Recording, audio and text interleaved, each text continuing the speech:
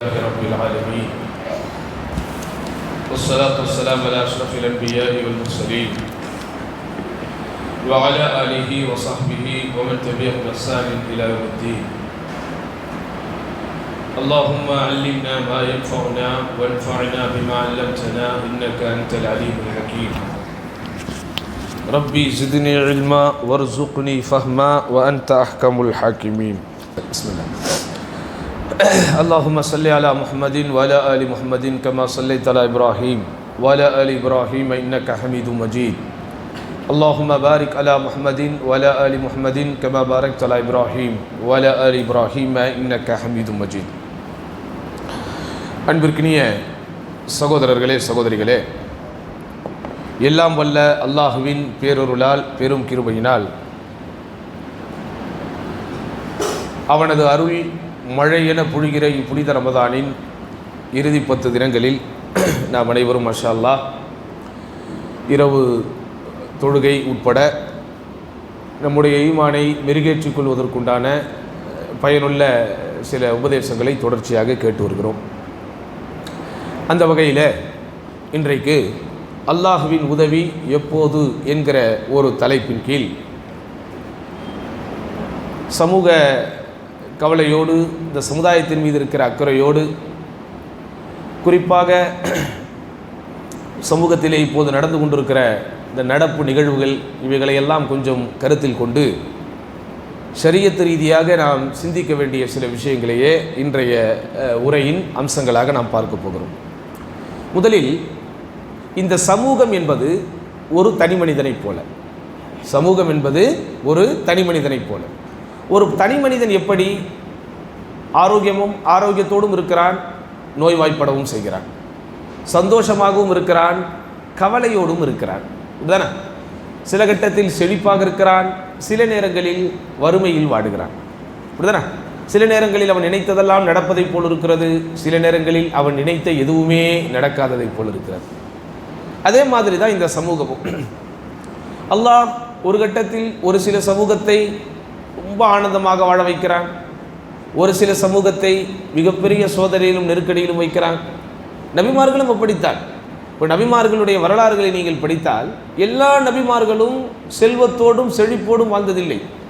எல்லா நபிமார்களும் செல்வந்தர்களாகவும் சமூகத்திலே மிகப்பெரிய பொருளாதார ரீதியான அந்தஸ்திலே வாழ்ந்தவர்களாக இல்லை.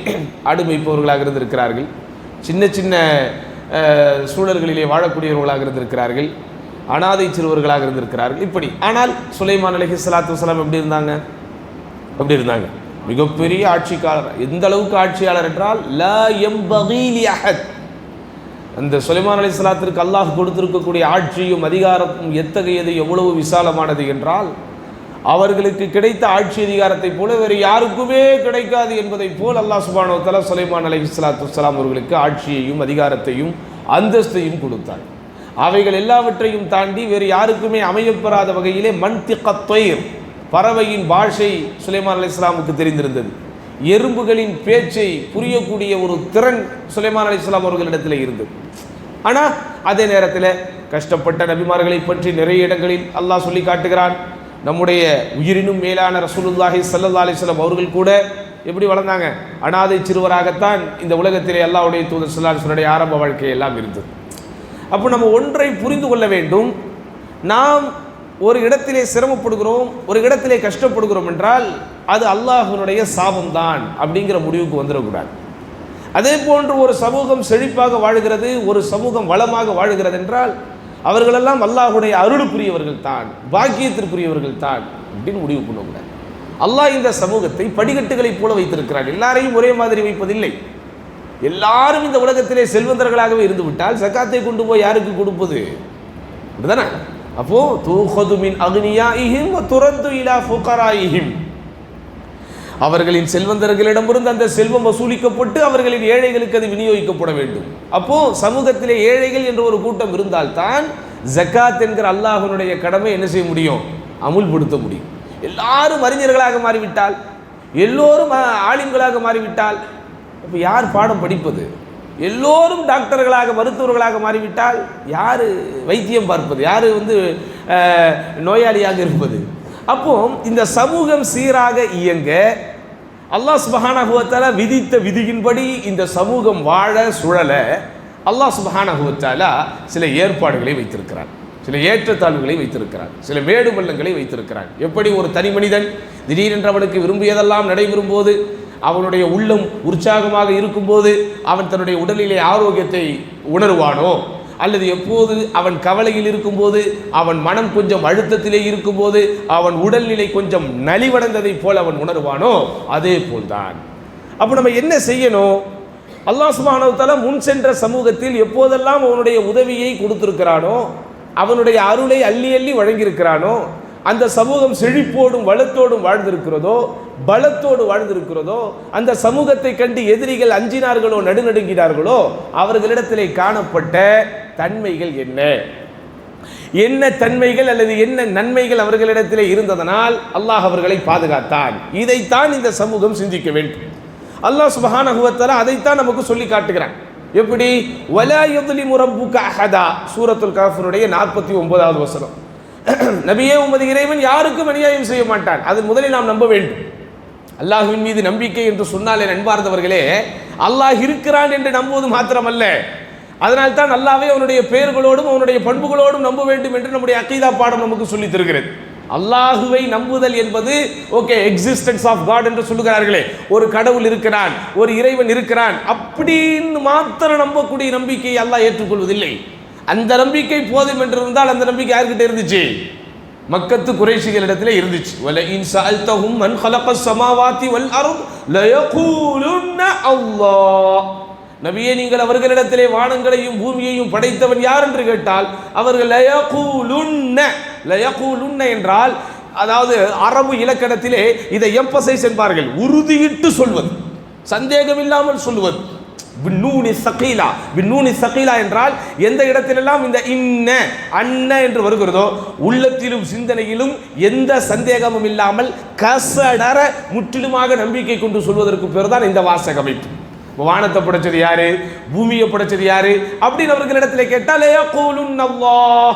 அல்லாஹ் என்றுதான் அவர்கள் சொன்னார்கள். ஆனால் அவர்களை ஏன் அல்லாஹ் முஸ்லிம் என்று சொல்லவில்லை? அல்லாஹ் ஏன் அவர்களை முஃமின் என்று சொல்லவில்லை? ஏன்னா அவர்கள் அல்லாஹ்வினுடைய பெயர்களோடு பண்புகளோடு, அவனுக்கு இருக்கிற சிஃபாத்தோடு, அவனுக்கு இருக்கக்கூடிய அந்த உள்ளமையின் தன்மைகள், அந்த தன்மையின் வீரியங்கள், அந்த அதை எப்படி புரிந்து கொள்ள வேண்டுமோ அப்படி அவர்கள் புரிந்து கொள்ளாததனுடைய காரணம் அவர்களை அல்லாஹ் இறை மறுப்பாளர்கள் என்கிறார்.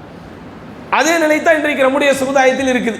அல்லாஹ் இருக்கிறான், வேலை ஒருத்தர் இருக்கிறான் அப்படிங்கிறாங்களே தவிர, அதை தாண்டி அல்லாஹ்வை எப்படி புரிந்து கொள்வது? இவ்வளவு அநியாயங்கள் இந்த உம்மத்திலே நடக்கிறது, இந்த சமூகம் வஞ்சிக்கப்படுகிறது, இந்த சமூகம் நோகடிக்கப்படுகிறது, பலஸ்தீனை முஸ்லிம்கள் எல்லாம் கொத்து கொத்தாக கொல்லப்படுகிறார்கள், அல்லாஹ் இப்படி பார்த்து கொண்டிருக்கிறானே, அல்லாஹ் இப்படி விட்டு வைத்துக் கொண்டிருக்கிறானே என்று அல்லாஹுவையே பழிக்கக்கூடிய, வரம்பு மீறி பேசக்கூடிய சில சிந்தனைகள் இந்த சமூகத்தினுடைய அந்த கொள்கையில் கொஞ்சம் வெட்டி பார்க்கிறது. ஆனால் அல்லாஹ் என்ன சொல்கிறான்? வலா யظ்லிமு ரப்புக அஹதா. நபியே, உமது இறைவன் எவருக்கும் அநியாயம் செய்வதில்லை. என் அன்பார்ந்தவர்களே, இங்கே அமர்ந்து கொண்டிருக்கிற நாம் எல்லோரும் கை கால் சுகத்தோடு இருக்கிறோம். ஆனால் பிறக்கிற எல்லா குழந்தைகளும் உடல் உறுப்புகள் எல்லாம் அப்படியே ஆரோக்கியத்தோடு வைத்த நிலையிலே பிறக்கிறதா? சில குழந்தைகளை எல்லாம் என்ன செய்கிறான்? ஊனத்தோடு பிறக்க வைக்கிறான். அப்படித்தான? வாலிபத்தை அடைந்து எல்லோருக்கும் உடனுக்குடன் சரியான வயதிலே சரியான பருவத்திலே திருமணம் ஆகி விடுகிறதா? சில பேருக்கு திருமணம் தாமதிக்கிறது. திருமணமான எல்லோருக்கும் உடனுக்குடன் அடுத்த 10 மாதத்திலே, அடுத்த ஓராண்டுகளே அல்லது 2 ஆண்டு கால இடைவெளியிலே குழந்தை குட்டிகள் வந்து விடுகிறதா? சிலருக்கெல்லாம் உடனே கொடுக்கிறான், சிலருக்கெல்லாம் கொஞ்சம் தாமதப்படுத்தி கொடுக்கிறான், சிலருக்கெல்லாம் இன்னும் கொஞ்சம் தாமதப்படுத்தி கொடுக்கிறான், சிலருக்கெல்லாம் கொடுக்காமலேயே இருக்கிறான். இதெல்லாம் எப்படி விளங்கிக் கொள்வது? இதையெல்லாம் எப்படி புரிந்து கொள்வது? வலா யظ்லிமு ரப்புக அஹதா. நபியே, உமது இறைவன் ஒரு காலம் யாருக்கும் அநியாயம் செய்ய மாட்டான். சரி, அநியாயம் செய்ய மாட்டாங்கிறத நம்புறோம், பட் இதை எப்படி புரிஞ்சுக்கிறது? ஏங்க, மனித அறிவுக்கு உட்பட்டு தான் எல்லாம் இருக்க வேண்டும் என்றால் இறைவனுக்கு என்ன வேலை? முதல்ல அல்லாஹ் என்னை கை கால் சுகத்தோடு படைத்திருக்கிறான், அவனுக்கு கை கால் இல்லாமல் படைத்திருக்கிறான், இதற்கு எனக்கு பதில் தெரிந்தே ஆக வேண்டும் என்றால் அல்லாஹ் காப்பாற்ற வேண்டும். அப்போ அந்த இறைவனுடைய ஞானம் என்பதற்கு என்ன அர்த்தம்? இறைவன் மட்டுமே அறிந்து வைத்திருக்கிற ரகசியங்கள் அப்படிங்கிறதுக்கு என்ன அர்த்தம்? அல்லாஹ் நம்மை விட ஆற்றலுடையவன், அல்லாஹ் நம்மை விட மேலே இருக்கிறான், அவன் தன்னுடைய அடியார்களுக்கு மேலிருந்து ஆட்சி செய்கிறான் அப்படிங்கிறதுக்கெல்லாம் அர்த்தம் இல்லாமல் போய்விடும் சகோதரர்களே, அர்த்தம் இல்லாமல் போய்விடும். அல்லாஹ் சுப்ஹானஹு வ தஆலா நமக்கு தெரியாது, அவனுக்கு கை கால் தான் இருக்காதே தவிர அல்லாஹ் சுப்ஹானஹு வ தஆலா வேறு விதத்தில் அவனுக்கு திறமைகளை கொடுத்திருப்பான், வேறு விதத்திலே அவனுக்கு ஆற்றல்களை எல்லாம் கொடுத்திருப்பான். அப்படிதானே? வேறு விதத்தில் அல்லாஹ் சுப்ஹானஹு வ தஆலா அவனுக்கு நிம்மதியையும் சந்தோஷத்தையும் கொடுத்திருப்பான். சிலருக்கு பெற்றோர்கள் மூலம் சந்தோஷம் கிடைத்திருந்திருக்கும், சிலருக்கு மனைவி மக்கள் மூலம் சந்தோஷம் கிடைத்திருந்திருக்கும், சிலருக்கு தாங்கள் பணிபுரியக்கூடிய பணியின் மூலம் அல்லவர்கள் சம்பாதிக்கிற செல்வத்தின் மூலம் மன நிம்மதி அடைந்திருக்கும். எல்லாருக்கும் எல்லாவற்றின் மூலமும் நிம்மதி கிடைத்தே ஆக வேண்டும் என்று நாம் என்ன செய்ய முடியாது, அடம் பிடிக்க முடியாது. அல்லாஹ் சுப்ஹானஹு வ தஆலா யாருக்கு எதை எப்படி எங்கே எழுதியிருக்கிறானோ நிர்ணயித்திருக்கிறானோ அது அப்படித்தான் நடக்கும். அந்த மாதிரி தான் அல்லாஹ் இந்த உலகத்தை தாருல் பலா, சோதிக்கப்படக்கூடிய ஒரு இடமாக படைத்திருக்கிறான். இந்த உலகத்தில் நாம் வாழ வந்திருக்கிறோம் என்பதில் மாற்று கருத்தில்லை. ஆனால் மறுமைக்காக மீள வந்திருக்கிறோம் என்பதுதான் என்னது முதன்மையான உண்மை. இந்த உலகத்தில் நாம் பிறந்திருக்கிறோம் என்பது உண்மைதான், ஆனால் இறக்க போகிறோம் என்பது அதை விட பேருண்மை.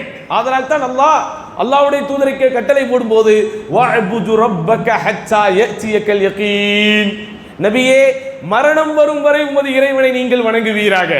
இப்படி மரணம் வரும் வரை உமது இறைவனை வணங்குவீராக. ஒரு குழந்தை இந்த உலகத்திலே பிறந்திருக்கிறது என்றா அது பிறந்திருக்குங்கிறது ஓகே, பட் பிறந்தவுடன் அது வளருமா, வாலிபத்தை அடையுமா, வாணிபம் செய்யுமா, வாழ்க்கையை பார்க்குமா, திருமணம் செய்யுமா, பிள்ளை குட்டிகளை பெற்றெடுக்குமா, வெளிநாடுகள் போகுமா, பல்கலைக்கழகம் பார்க்குமா, பட்டங்கள் பல பெறுமா, அப்படிங்கிறதெல்லாம் சந்தேகம், அப்படிங்கிறதெல்லாம் ஊர்ஜிதமற்றவைகள், அப்படிங்கிறதெல்லாம் உறுதியா நடக்கும் என்று சொல்ல முடியாதவை. ஆனால் பிறக்கின்ற இந்த குழந்தை, பிறக்கின்ற இந்த உயிர் ஒரு நாள் மரணிக்கும் என்பது மட்டும் உண்மையிலும் உண்மை. ஆமாவா இல்லையா? அதனாலதான் அல்லாஹ் வஅபுது ரப்பக ஹத்தா யஅதியகல் யகீன், நபியே உறுதி வரும் வரை உமது இறைவனை வணங்குவீராக. யகீன் என்கிற வார்த்தைக்கு நேரடியான மொழி பொருள் உறுதி என்று பொருள். ஆனால் இந்த இடத்திலே உறுதி என்கிற வார்த்தை அல்லாஹ் சுப்ஹானஹு வ தஆலா மரணம் என்கிற பதத்தை நாம் புரிந்து கொள்வதற்காக பயன்படுத்துகிறார். அப்போ நீங்க முன் சென்ற சமூகத்தினுடைய சூழ்நிலைகளை பார்க்கணும். அல்லாஹ் குர்ஆனில் ஒரு வசனத்திலே சொல்கிறான், கத் ஹலத் மின் கப்லிக்கும் சுனன், கத் ஹலத் மின் கப்லிக்கும் சுனன், உங்களுக்கு முன்பு பல சமூகங்கள் போயிருக்கின்றன. இதை அல்லாஹ் எந்த சூழலிலே இறக்கினான், எந்த சந்தர்ப்பத்தில் அல்லாஹ் இந்த வசனத்தை இறக்கினான்? அன்பார்ந்தவர்களே, நாம் அனைவரும் அறிந்து வைத்திருக்கிறோம், அல் குர்ஆன் அருளப்பட்டதற்கும் அல் குர்ஆனுக்கு முன்புள்ள வேதங்கள் அருளப்பட்டதற்கும் ஒரு வித்தியாசத்தை அல்லாஹ் வைத்திருக்கிறான். நபிகள் நாயகம் ஸல்லல்லாஹு அலைஹி வஸல்லுக்கு முன்பு அனுப்பப்பட்ட எல்லா நபிமார்களுக்கும் வேதத்தை அல்லாஹ் ஒட்டுமொத்தமாக ஒரே முறையாக இறக்கினான். ஆனால் அகிலத்தின் அருட்கொடை அண்ணலம் பெருமானார், பொறுமையின் பொக்கிஷம், மனிதகுல மாணிக்கம், எதையும் தாங்கும் இதயம் அல்லாஹ்வுடைய தூதர் ஸல்லல்லாஹு அலைஹி வஸல்லம் அவர்களுக்கு அல்லாஹ் இந்த குர்ஆனை கொஞ்சம் கொஞ்சமாக இறக்கினான். சூழ்நிலைகளுக்கும் சந்தர்ப்பங்களுக்கும் ஏற்ப சன்னம் சன்னமாக இறக்கினான். அப்ப என்னென்ன பிரச்சனைகள் அங்கே நடக்கிறதோ அந்த பிரச்சனைகளுக்கு தீர்வு சொல்லுகிற விதத்திலே, என்னென்ன குழப்பங்கள் அங்கே ஏற்படுகிறதோ அந்த குழப்பங்களுக்கு பதில் சொல்லுகிற விதத்திலே, என்னென்ன தேவைகள் அங்கே இருக்கிறதோ அந்த தேவைகளை தீர்க்கிற விதத்திலே அல்லாஹ் வசனங்களை இறக்கி வைப்பான். இந்த வசனம் எது? உங்களுக்கு முன்பு பல சமூகம் சென்றிருக்கிறது, அந்த சமூகத்தினுடைய சூழ்நிலைகளை எல்லாம் கொஞ்சம் நீங்கள் சிந்தித்து பாருங்கள். அங்கே பொய்ப்பித்தவர்களுடைய இறுதி முடிவு எப்படியானது என்பதையும் நீங்கள் கவனமாக பாருங்கள் அப்படின்னு அல்லாஹ் இறக்கிறான். எந்த டைம்ல இறக்கிறான்? போர்க்களம் நடைபெறக்கூடிய சூழ்நிலை, முஸ்லிம்கள் கொடுமைப்படுத்தப்பட்டு கொண்டிருக்கக்கூடிய ஒரு சூழ்நிலை, குறிப்பாக அல்லாஹ்வுடைய மார்க்கத்தை எத்தி வைக்கும் போது சொல்லனா துயரங்களை அல்லாஹ்வுடைய தூதரும் அவர்கள் தம் தோழர்களும் பட்ட ஒரு இடத்தில் அல்லாஹ் இந்த வசனத்தை இறக்குகிறார்.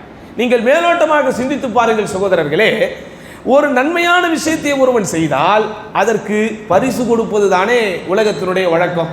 இப்போ உங்க பையன் நல்லா படிக்கிறான், ஃபர்ஸ்ட் ரேங்க் வாங்குறான், இப்போ நீங்க அவனை அப்ரிஷியேட் பண்ணணும். என்ன செய்யணும்? அதுக்கு ஏன்டா ஃபர்ஸ்ட் ரேங்க் வாங்கினான்னு பலார் நடிப்பீங்களா? வைத்தியகாரன் ஃபர்ஸ்ட் ரேங்க் வாங்கியிருக்கிறான் பாரு இடியட் அப்படின்னு சொல்லுவீங்களா? ஃபர்ஸ்ட் ரேங்க் வாங்கினோன்னா வாடா அப்படின்னு தூக்கி அவனை கொஞ்சி அவனுக்கு முத்தம் கொடுத்து, என்னம்மா வேணும் ராஜா உனக்கு? அம்மாவே அவனுக்கு ஏதாவது ஒரு வேலை சொன்னால் வேலையெல்லாம் சொல்லாத, அவன் ஃபர்ஸ்ட் ரேங்க் வாங்கியிருக்கிறான், அவனை கொஞ்சம் ஃப்ரீயாக விடு, படித்து டயர்டாக இருக்கிறான், உனக்கு ஷவர்மா வேணுமா, கிரில்லு வேணுமா, ஐஸ்கிரீம் வேணுமான்னு வாங்கி கொடுத்து அவனை என்ன செய்வான்? சந்தோஷப்படுத்துவோம். அப்போ உலகத்தினுடைய நிகழ்வு இயல்பு, ஒருவன் ஒரு நல்ல விஷயத்தை செய்தால் அவனுக்கு என்ன கிடைக்கணும்? பரிசு கிடைக்கணும், பாராட்டு கிடைக்கணும். ஆனால் குர்ஆன்ல என்ன சொல்லுது? அல்லாஹ்வுடைய தூதருடைய வாழ்க்கை எப்படி இருந்துச்சு? அல்லாஹ்வுடைய தூதர் சொன்னாங்க, அஷத்துன் நாசி பலாஅன் அல் அன்பியா, மனிதர்களில் அதிகமானவர்கள், அதாவது மனிதர்களில் மிக அதிகமாக சோதிக்கப்படுபவர்கள் நபிமார்களே. நபிமார்கள் நல்லது தான் செய்கிறாங்க. நபிமார்களை விட இந்த உலகத்திலே வாழ்பவர்கள் யாராவது நல்லது செஞ்சிட முடியுமா? உலகத்தில் சாதாரண ஒரு தகப்பன் தன்னுடைய மகன் ஒரு நல்லதை செய்து விட்டால் அவனுக்கு பரிசு கொடுத்து பாராட்டி அவன் விரும்பியதையெல்லாம் வாங்கி கொடுத்து அவனை வரவேற்று அவனை சந்தோஷப்படுத்துவது உலக நிகழ்வாக, உலக இயல்பாக வச்சிருக்கிறோம். ஆனா படைத்து பரிபாலித்து ரட்சித்து பரிபக்குவப்படுத்தி பாதுகாத்து கொண்டிருக்கிற சர்வசக்தி மிக்க அந்த அல்லாஹ் நபிமார்கள் நல்லது செய்கிறார்கள், ஆனால் சோதிக்கப்படுகிறார்கள். சரி, அவங்கெல்லாம் நபிமார்கள், அவங்களுக்கு அல்லாஹ் இப்படி ஒரு பாலிசியை மாற்றி வைத்திருப்பான். நபிமார்கள் மட்டுமல்ல சகோதரா, சும்மல் அம்சல் சும்மல் அம்சல் சும்மல் அம்சல், பிறகு நல்லோர்கள் பிறகு நல்லோர்கள் பிறகு நல்லோர்கள் என்று 3 முறை நபிகள் நாயகம் ஸல்லல்லாஹு அலைஹி வஸல்லம் நபிமார்களுக்கு அடுத்து அல்லது நபிமார்களுடைய பாதையில் யாரெல்லாம் பயணிக்க போகிறார்களோ, யாரெல்லாம் நபிமார்களுடைய அந்த பாதையில் செல்ல போகிறார்களோ அவர்களுக்கும் சோதனை தான் விஞ்சும். எப்படி புரிஞ்சுக்கிறது இதை? எப்படி புரிஞ்சுக்கிறது? எங்க சாதாரணமா ஒருத்தர் நல்லது செஞ்சா பாராட்டணும், ஆனா நான் நல்லவனா வாழ்றேன், அல்லாஹ் என்னை சோதிக்கிறான். அல்லாஹ்வை வணங்குகிறேன், முஸ்லிம்கள் அல்லாஹ்வை வணங்குகிறார்கள், அவர்கள் சோதிக்கப்படுகிறார்கள். அல்லாஹ்வையே வணங்காமல் அல்லது அல்லாஹ்வுக்கு இணை வைக்கக்கூடியவர்கள், அல்லாஹ்வை மறுக்கக்கூடியவர்கள், இவர்கள் எல்லாம் சந்தோஷமாக வாழ்கிறார்களே, சுகபோகமாக வாழ்கிறார்களே, பதவியில் இருக்கிறார்களே, பவிசுகளை அனுபவிக்கிறார்களே, பந்தா செய்கிறார்களே, பார்த்து பார்த்து பார்த்து என்ன முடிவெடுக்கிறதுன்னே தெரியாம இஸ்லாமிய சமூகம் குழம்பி போய் கிடக்கிறது சகோதரர்களே. அது எல்லாத்துக்கும் மருந்து குர்ஆன்ல இருக்கு. அதனாலதான் கல்வி தேட சொல்றோம். அல்லாஹ் சுப்ஹானஹு வ தஆலா நபி ஸல்லல்லாஹு அலைஹி வஸல்லம் ஒரு வசனத்தை இறக்கினார். என்ன வசனம்? லா யகுர்ரன்னக தகல்லுபுல் லதீன கஃபரூ ஃபில் பிலாத். நபியே, இந்த இறை மறுப்பாளர்கள் எல்லாம் இந்த பூமியில் உல்லாசமாக சுற்றித் திரிவது உங்களை ஏமாற்றி விட வேண்டாம். இப்படி இந்த இறை மறுப்பாளர்கள் இந்த பூமியில் உல்லாசமாக சுற்றித் திரிவது உங்களை ஏமாற்றி விட வேண்டாம். ஏன்னா மசாஉன் கலீல், இது சொற்ப சுகம், இது ஒரு சொற்பமான சுகம், அற்பமான சுகம், கொஞ்ச நேர சுகம். அவர்கள் செல்லக்கூடிய இடம் நரகமாக இருக்கிறது. அப்ப அல்லாஹ் இந்த இறை மறுப்பாளர்களுக்கு, இணை வைப்பாளர்களுக்கு, இந்த உலகத்தின் சுகத்தை மட்டுமே அனுபவித்துக் கொண்டிருப்பவர்களுக்கு, உலகத்தை மட்டுமே தங்களுடைய இலக்காக நிர்ணயித்து வாழ்ந்து கொண்டிருப்பவர்களுக்கு, மரணத்தையோ மண்ணறையையோ மறுமையையோ பற்றி யோசிக்காதவர்களுக்கு அல்லாஹ் அங்கே நரகத்தை வைத்திருக்கிறான். அப்ப அல்லாஹ்வுடைய கணக்கு, அல்லாஹ்வுடைய பார்வை இப்படித்தான் இருக்கிறது. அதை நம்ம ஈமான் கொண்டு வாழ வேண்டும் சகோதரர்களே. நம்முடைய கணக்கின்படியே அல்லாஹ்வுடைய கணக்கை கொண்டு வரக்கூடாது. நாம் எந்த பதவியில் இருந்தாலும், எவ்வளவு பெரிய புத்திஜீவியாக இருந்தாலும் நாமும் அடிமைகள் தான் அப்படிங்கிறத முதல்ல புரியணும். ஆனால் நாம் ஒரு புத்திஜீவியாக நம்மை நினைத்துக் கொண்டு, ஒரு அறிவுசார் அம்சமாக நம்மை நினைத்துக் கொண்டு, என்னடா இது இப்படி நடக்குது, அப்படி நடக்குது, இப்படி நடக்குது என்று உலக அரசியல் பேசுவதை போலவே அல்லாஹ்வுடைய உள்ளமையை பற்றி பேசிக் கொண்டிருக்கிறோம். அல்லாஹ் அவன் மகத்துவமானவன், அல்லாஹ் அவன் தனித்தவன், அல்லாஹ் அவனுடைய அறிவை கொண்டுதான் இந்த உலகத்தை நடத்தி கொண்டிருக்கிறானே தவிர நம்முடைய அறிவை கொண்டு அல்லாஹ் இந்த உலகத்தை நடத்தவில்லை. அல்லாஹ் அவனுடைய ஹிக்மத்தை கொண்டு, அவனுடைய ஞானத்தை கொண்டு நிர்வாகம் செய்து கொண்டிருக்கிறானே தவிர என்னுடைய சிந்தனை எப்படி இருக்கிறது, என்னுடைய ஏக்கம் எப்படி இருக்கிறது, என்னுடைய எதிர்பார்ப்பு எப்படி இருக்கிறது, என்னுடைய யோசனை எப்படி இருக்கிறது, என்னுடைய திட்டம் எப்படி இருக்கிறது என்பதை வைத்து அல்லாஹ் நடத்தவில்லை. அல்லாஹ் அவனுடைய ஹிக்மத்தை கொண்டு நடத்தி கொண்டிருக்கிறான். அதை முதலில் நான் நம்ப வேண்டும். அதனால் தான் அல்லாஹ் சுப்ஹானஹு வ தஆலா சொல்லி காட்டுகிறான், கது ஹலத் மின் கப்லிக்கும் சுனன், உங்களுக்கு முன்பு பல வழிமுறைகள் இப்படித்தான் நடந்திருக்கின்றன. ஃபஸீரு ஃபில் அர்தி, பூமியில் கொஞ்சம் நீங்கள் சுற்றி பாருங்கள். ஃபந்துரு கைஃப கான ஆகிபத்துல் முகذிபீன், பொய்ப்பித்தவர்களுடைய நிலை எப்படி இருந்தது என்பதை கொஞ்சம் கண்டுவிட்டு வாருங்கள். இந்த வசனத்தை அல்லாஹ் சுப்ஹானஹு வ தஆலா அடிப்படையில் இறக்கியது இந்த சமூகம் எப்போதெல்லாம் சோதிக்கப்பட்டது, இந்த சமூகம் எப்படியெல்லாம் நலமாக வாழ்ந்தது, இறை மறுத்தவர்கள், இறைவனை மறுத்தவர்கள், இறை தூதரை பொய்ப்பித்தவர்கள், அவர்களுடைய இறுதி முடிவெல்லாம் எப்படி இருந்தது என்பதை பார்ப்பதற்காக இறக்கப்பட்ட வசனத்தை இன்றைக்கு நாம் லாவகமாக டூருக்கு செல்வதற்கு இந்த வசனத்தை பயன்படுத்துகிறோம். டூருக்கு போறது அனுமதிக்கப்பட்டது, இப்படிதானே? அனுமதிக்கப்பட்ட பொழுதுபோக்கு, அனுமதிக்கப்பட்ட விஷயங்களை நாம் அனுபவிப்பது மார்க்கம் நமக்கு அனுமதி கொடுத்திருக்கிறது. ஆனால் அதே வேளையில் நாம் உல்லாசமாக ஊர் சுற்றுவதற்காக சொல்லப்பட்ட வசனம் அல்ல இது. இந்த வசனத்தினுடைய உட்கருத்து, இந்த வசனத்தினுடைய மைய கருத்து என்ன? முன்னாடி உங்களை மாதிரியே பல சமூகங்கள் வாழ்ந்தது. முகமது நபி இறுதி தூதர், அவர் முதல் தூதர் அல்ல. முகமது நபி கடைசி தூதர், அவர்தான் முதல் அனுப்பப்பட்ட தூதர் அல்ல. அப்போ முகமது நபியும் முதல் தூதர் அல்ல, அந்த சஹாபாக்களும் முதல் உம்மத் அல்ல. அதுக்கு முன்னாடி எவ்வளவோ நபிமார்கள் அனுப்பப்பட்டார்கள். அவர்களெல்லாம் இந்த அழைப்புப்படி களத்தையும் தளத்தையும் சந்தித்தார்கள். அவர்களுக்கும் எதிர்ப்புகளும் எதிரிகளும் இருந்தார்கள். அவர்களுக்கும் கஷ்டங்களும் நஷ்டங்களும் நடந்தது. அதை எப்படி அவங்க எதிர்கொண்டாங்க? எதிர்கொள்ளும் போது அல்லாஹ்வுடைய தீர்ப்புகள் எப்படி இருந்துச்சு? எல்லா நபிமார்களுக்கும் அல்லாஹ் வெற்றியே கொடுத்தானா? எல்லா நபிமார்களுக்கும் அல்லாஹ் சுப்ஹானஹு வ தஆலா வெற்றியை மட்டும் தான் கொடுத்திருந்தான் என்றால் நபிமார்கள் கொல்லப்பட்டிருப்பது எப்படி நடந்துச்சு? அல்லாஹ் சுப்ஹானஹு வ தஆலா அந்த யூதர்களை படிக்கிற போது, பனி இஸ்ரவேலர்களை படிக்கிற போது, லிமா கத்தல்துமுல் அன்பியா, உங்களுக்கு அனுப்பப்பட்ட நபிமார்களை ஏன் நீங்கள் கொன்று குவித்தீர்கள் என்கிற அந்த கோணத்தில் அல்லாஹ் எப்படி கேள்வி கேட்க முடியும்? அப்போ சமூகத்தில் ஏற்றங்கள் நடந்திருக்கிறது, இரக்கங்களும் நடந்திருக்கிறது. ஏற்றங்கள் நடக்கும்போது அதற்கு அல்லாஹ் என்ன காரணமாக வைத்தான், இரக்கங்கள் நடக்கும்போது அதற்கு அல்லாஹ் என்ன காரணமாக வைத்தான், இதை இந்த சமூகம் புரிந்து கொண்டு வாழ வேண்டும். அதற்கு உதாரணத்தை பாருங்கள். அல்லாஹ் சுப்ஹானஹு வ தஆலா என்ன செய்கிறான்? ஜாலூத் என்பவருடைய வரலாறை சொல்லி காட்டுகிறான். ஜாலூத் யார்? அவன் அடக்குமுறை செய்து கொண்டிருந்தான், அநியாயம் செய்து கொண்டிருந்தான், மக்களை எல்லாம் கொடுமைப்படுத்திக் கொண்டிருந்தான், பெருமையில் ஆடிக்கொண்டிருந்தான், ஆணவத்தில் அழைத்துக் கொண்டிருந்தான். அவனுடைய ஆட்டத்தை, அவனுடைய ஓட்டத்தை, அவனுடைய கொட்டத்தை அல்லாஹ் அடக்க வேண்டும் என்று முடிவெடுக்கிறான். அதற்கு யாரை அல்லாஹ் சுப்ஹானஹு வ தஆலா தேர்ந்தெடுக்கிறான்? அதற்கு யாரை அல்லாஹ் சுப்ஹானஹு வ தஆலா தேர்ந்தெடுத்தான்? அல்லாஹ் சுப்ஹானஹு வ தஆலா தாவூத் அலைஹிஸ்ஸலாத்து வஸ்ஸலாம் அவர்களை தேர்ந்தெடுக்கிறான். அதே நேரத்தில் அங்கே அந்த தாலூத் என்பவரை அல்லாஹ் சுப்ஹானஹு வ தஆலா தேர்ந்தெடுக்கிறான். அப்படிதானே? அவர் யாரு? அவர் சாதாரணமானவர், ஆடுகளை மேய்க்கக்கூடிய ஒரு இடையராக இருந்தவர். அல்லாஹ் சுப்ஹானஹு வ தஆலா அந்த சமூகத்தில், தாவூத் அலைஹிஸ்ஸலாம் அவர்களுடைய சமூகத்தில் இந்த ஜாலூத்தை எதிர்ப்பதற்கு ஒரு தலைவரை நிர்ணயிக்க வேண்டும் என்கிற அந்த ஒரு சூழல் அங்கே வரும்போது, தலைவரை நிர்ணயிக்க வேண்டும் என்கிற தேவை ஏற்படும் போது, அங்கே பணக்காரர்களாக இருந்தவர்கள், காலம் காலமாக ஒரு பெரிய அந்தஸ்தில் இருந்தவர்கள், எங்கள்ல ஒருத்தர் தான் இந்த ஜாலூத்தை எதிர்கொள்ளக்கூடிய படைக்கு தளபதியாக நிர்ணயிக்கப்பட வேண்டும், எங்களில் ஒருவர் தான் பொறுப்பாளராக நிர்ணயம் செய்யப்பட வேண்டும் என்று அடம்பிடித்தார்கள், பிடிவாதம் செய்தார்கள். ஆனால் அல்லாஹ் சுப்ஹானஹு வ தஆலா தாலூத்தை தேர்ந்தெடுக்கிறான், சாதாரணமானவரை தேர்ந்தெடுக்கிறான், ஆடுகளை மேய்த்துக் கொண்டிருந்தவரை தேர்ந்தெடுக்கிறான், அந்த சமூகத்தில் பாவப்பட்டவராக பார்க்கப்பட்டவரை தேர்ந்தெடுக்கிறான். ஆனால் அதே நேரத்தில் அல்லாஹ் அவருக்கு அல் இல்ம் வல் பஸ்தத ஃபில் ஜிஸ்ம், அதாவது கல்வியும் உடலில் ஆரோக்கியத்தையும் அல்லாஹ் அவருக்கு கொடுத்திருந்தான். இப்படி மார்க்க கல்வியையும் அறிவையும் அதே நேரத்தில் அந்த உடலில் சக்தியையும் வலிமையும் அல்லாஹ் அவருக்கு கொடுத்திருந்தான். அப்போது இவர்தான் அந்த சமூகத்திற்கு தலைமை தாங்க வேண்டும், ஜாலூத்தினுடைய படையை இவர்தான் எதிர்க்க வேண்டும் என்று அல்லாஹ் சுப்ஹானஹு வ தஆலா அவருக்கு அங்கே தலைமை பொறுப்பை கொடுக்கிறான். தாவூத் அலைஹிஸ்ஸலாத்து வஸ்ஸலாம் அவர்களே அந்த படையில் இருக்கிறார்கள். கடைசியில் காத்தல தாவூது ஜாலூத, தாவூத் அலைஹிஸ்ஸலாம் அந்த ஜாலூத்தை கொன்று குவிக்கிறார்கள். இப்போ இங்கே நமக்கு என்ன அல்லாஹ் சொல்லுகிறான்? பாதிக்கப்பட்ட அந்த சமூகத்திற்கு உதவி எப்படி கிடைத்தது? அல்லாஹ்வை அஞ்ச வேண்டும், அல்லாஹ்வை சார்ந்திருக்க வேண்டும், அல்லாஹ்வை ஈமான் கொள்ள வேண்டும். அதற்கு அது போக நாம் கல்வியிலும் உடல் வலிமையிலும் நம்மை மேம்படுத்திக் கொள்ள வேண்டும். இதை தான் என்ன செய்யணுமோ சமூகம் புரிய வேண்டும்.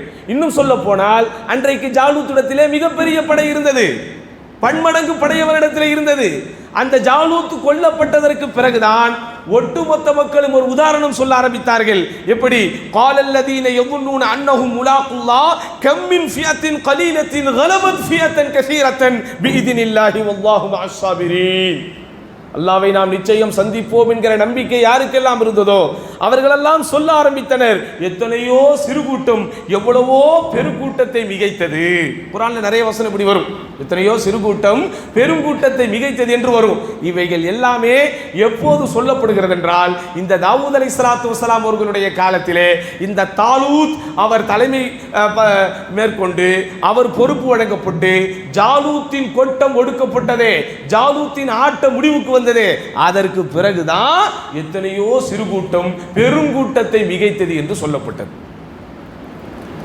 அப்போ அல்லாஹ் சுப்ஹானஹு வ தஆலா தாவூத் அலைஹிஸ்ஸலாத்து வஸ்ஸலாம் அவர்களுக்கும் குறிப்பாக இந்த தாலூத்திற்கும் இந்த ஜாலூத்திற்கும் என்ன ஒரு சிறப்பை அல்லாஹ் அங்கே கொடுத்திருக்கிறான் அப்படிங்கிற இந்த சமூகம் சிந்திக்க மறுக்கும் வரை அல்லது சிந்திப்பதற்கு தயாராகாத வரை நிச்சயம் இந்த சமூகத்திற்கு வெற்றி கிடைக்காத சகோதரர்களே. அப்ப அல்லாஹ் சுப்ஹானஹு வ தஆலா வெற்றியை நாம் பெறுவதற்கு சில காரணங்களை வரிசைப்படுத்துகிறார். அதில் முதன்மையானது சூரா ஆல இம்ரானுடைய 139வது வசனம். அந்த வசனத்தில் என்ன வருகிறது? வலா தஹினு வலா தஹ்ஸனு வ அன்துமுல் அலௌன இன் குன்தும் முஃமினீன். நீங்கள் நிராசை அடைந்து விடாதீர்கள், குன்றி போய் விடாதீர்கள், கவலை கொள்ளாதீர்கள். நீங்கள் உண்மையான இறை நம்பிக்கையாளர்களாக இருந்தால் நீங்கள் தான் மேம்பட்டவர்கள். எல்லோரும் நம்புறோம், அல்லாஹ் இருக்கிறான், நாம் எல்லோரும் நம்புறோம் அல்லாஹ்வுடைய தூதர் நபின்னு, நாம் எல்லோரும் நம்புறோம் அல்லாஹ்வுடைய வேதம் உண்மையானதுன்னு. அப்போ அந்த வேதத்தில் அல்லாஹ் சொல்லுகிறான், நீங்கள் உண்மையான இறை நம்பிக்கையாளர்களாக இருந்தால் தான் நீங்கள் மேம்பட்டவர்கள். ஆனா இன்னைக்கு சமூகம் உண்மையான இறை நம்பிக்கையை நோக்கி பயணிக்கிறதா? இந்த சமூகத்தை காக்கப் போகிறோம் என்று புறப்பட்டவர்கள், இந்த சமூகத்திற்கு மறுவாழ்வு தரப்போகிறோம் என்று புறப்பட்டவர்கள், இந்த சமூகத்திற்குள் புரட்சி ஏற்படுத்த போகிறோம் என்று புறப்பட்டவர்கள், கடைசியில் எல்லோரும் போய் அடைவது அல்லாஹ் காப்பாற்ற வேண்டும் மார்க்கத்திற்கு முரண்பட்ட செயல்களில் தான், இணை வைக்கக்கூடிய செயல்களில் தான். அல்லாஹ் காப்பா இணை வைப்பில் இந்த சமூகம் மூழ்கி இருக்கிற வரை, அல்லாஹ் அல்லாதவர்களுக்கு அல்லாஹ்வுடைய ஆற்றல் இருப்பதாக நினைக்கும் வரை, அல்லாஹ்வுக்கு செய்யக்கூடிய கண்ணியங்களை, அல்லாஹ்வுக்கு செய்யக்கூடிய கடமைகளை அல்லாஹ் அல்லாதவர்களுக்கு செய்யக்கூடிய ஒரு சமூகமாக இருக்கும் வரை எப்படி சகோதரர்களை வெற்றியை நோக்கி பயணிக்க முடியும்? எப்படி அவர்கள் அல்லாஹ்வுடைய வெற்றியை சுவைக்க முடியும்? ஏன் அல்லாஹ் தெளிவாக சொல்லிவிட்டான், அன்துமுல் அலௌன இன் குன்தும் முஃமினீன், நீங்கள் உண்மையான இறை நம்பிக்கையாளர்களாக இருந்தால் நீங்கள் தான் மேம்பட்டவர்கள். அல்லாஹ்வுடைய தூதர் ஸல்லல்லாஹு அலைஹி வஸல்லம் வாழ்க்கை வரலாற்றை விட ஒரு பெரிய உதாரணம் நமக்கு வேண்டுமா? அல்லாஹ்வுடைய தூதர் இந்த மார்க்கத்தை பிரச்சாரம் செய்ய ஆரம்பித்த போது எத்தனை பேர் அல்லாஹ்வுடைய தூதரோடு இருந்தார்கள்? எவ்வளவு ஆள்பலம் அல்லாஹ்வுடைய தூதரிடத்தில் இருந்தது? எவ்வளவு ராணுவத்தை அல்லாஹ்வுடைய தூதர் வைத்திருந்தார்கள்? ஒன்றுமே இல்லை. ஒவ்வொரு நபராக மார்க்கத்தை ஏற்கிறார்கள். சின்ன சின்ன எண்ணிக்கையில் மார்க்கத்தை ஏற்கிறார்கள். மார்க்கத்தை ஏற்ற ஆரம்ப காலத்தில் சொல்லனா துயரங்களை அனுபவிக்கிறார்கள். 10 ஆண்டு காலம் தொடர் கொடுமைகளுக்கு, தொடர் சித்திரவதைக்கு ஆளாக்கப்படுகிறார்கள். எல்லாவற்றையும் பொறுமையோடு எதிர்கொள்கிறார்கள். மக்களுக்கு ஈமானிய உரத்தை அல்லாஹ்வுடைய தூதர் பாய்ச்சுகிறார்கள். அல்லாஹ்வை மட்டும் தான் வணங்க வேண்டும், அல்லாஹ்வையே சார்ந்திருக்க வேண்டும், அல்லாஹ்விடத்திலேயே பிரார்த்தனை செய்ய வேண்டும், அல்லாஹ்வின் மீதே முழு பொறுப்பு சாட்ட வேண்டும் என்பன போன்ற ஈமானிய பாடத்தை மட்டுமே நடத்தி கொண்டிருக்கிறார்கள். அந்த பாடத்தில் ஈர்க்கப்பட்டவர்கள், அந்த பாடத்தில் கவரப்பட்டவர்கள் தங்களுடைய கொள்கையாக, கோட்பாடாக, சிந்தனையாக, எல்லாமாக இந்த மார்க்கத்தை அவர்கள் தேர்ந்தெடுக்கிறார்கள். அல்லாஹ் சுப்ஹானஹு வ தஆலா மதீனாவில் மாபெரும் ஒரு வெற்றி அவர்களுக்கு தருகிறார். அப்ப இறை நம்பிக்கையை முதன்மைப்படுத்த வேண்டும். அதனால் தான் அல்லாஹ் சுப்ஹானஹு வ தஆலா அந்த சஹாபாக்கள், அல்லாஹ்வுடைய தூதரோடு வாழ்ந்த அந்த மக்கள் எப்படிப்பட்ட ஈமானை தேர்ந்தெடுத்தார்களோ அதே போன்ற ஈமானை எல்லோரும் தேர்ந்தெடுக்க வேண்டும். ஃபைன் ஆமனு பிமிஸ்லி மா ஆமன்தும் பிஹி ஃபகத் இஹ்ததௌ, நீங்கள் ஈமான் கொண்டதை போல அவர்களும் ஈமான் கொண்டால் நிச்சயம் அவர்கள் நேரான வழியில் வருவார்கள்.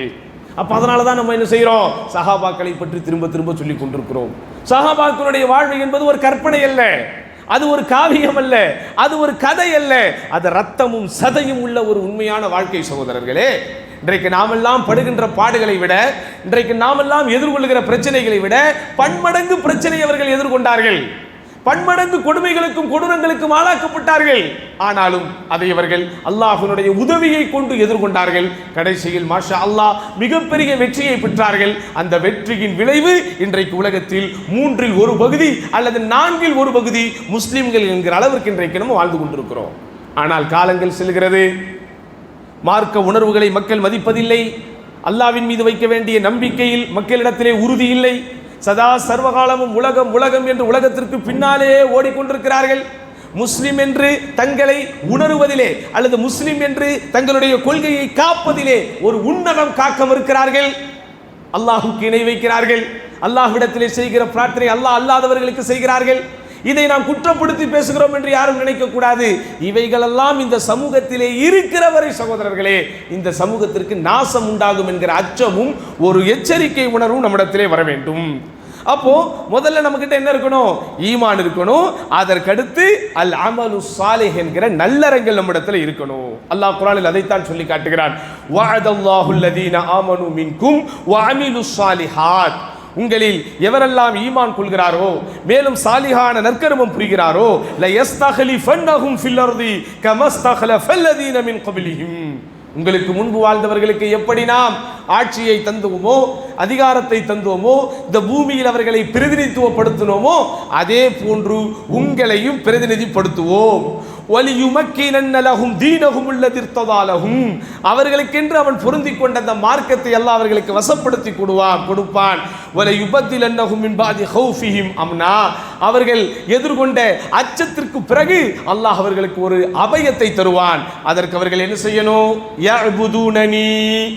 யஅ்புதூனனி, என்னை வணங்க வேண்டும். லா யுஷ்ரிகூன பி ஷைஆ, எனக்கு அவர்கள் இணை வைக்க கூடாது. அல்லாஹ் இதை நிபந்தனையாக சொல்கிறான். நீங்கள் பாதுகாப்பு பெறுவதற்கு, அச்சமற்ற ஒரு வாழ்க்கையை நீங்கள் மேற்கொள்வதற்கு, அபயத்தோடு இருப்பதற்கு, நிம்மதியை அடைவதற்கு, பிறருடைய அச்சுறுத்தலில் இருந்தும், பிறருடைய அடக்குமுறையில் இருந்தும், பிறருடைய ஒடுக்குமுறையில் இருந்தும் நீங்கள் பாதுகாப்பு பெறுவதற்கு முதல் நிபந்தனையாக அல்லாஹ் யஅபுதூனனி லா யுஷ்ரிகூன பி ஷைஆ, என்னை அவர்கள் வணங்க வேண்டும், எனக்கு அவர்கள் இணை வைக்க கூடாது. ஆனால் இன்றைக்கு இந்த சமூகம் எப்படி வாழ்ந்து கொண்டிருக்கிறது சகோதரர்களே?